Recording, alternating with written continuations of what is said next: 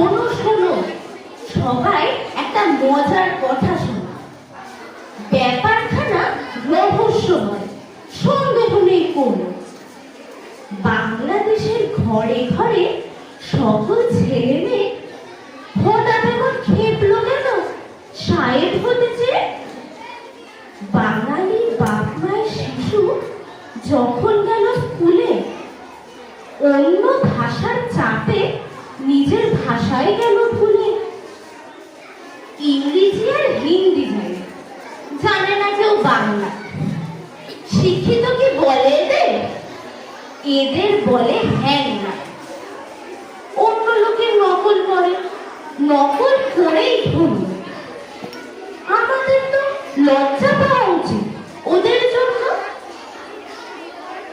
এই ভাষাতেই রবি ঠাকুর লেখেন গীতাঞ্জলি। নোবেল পাওয়া সেই ভাষাতেই আমরা কথা বলি।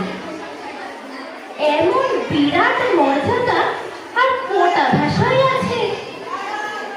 আমরা কেন পিছিয়ে যাব অন্য ভাষার কাছে?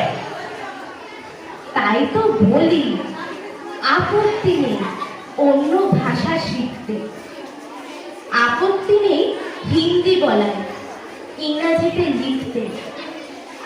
কিন্তু যারা নিজের ভাষা বাংলা গেছে ভুলে, তোমরা ওদের কানটি দিও আচ্ছা করে মূলে। নমস্কার।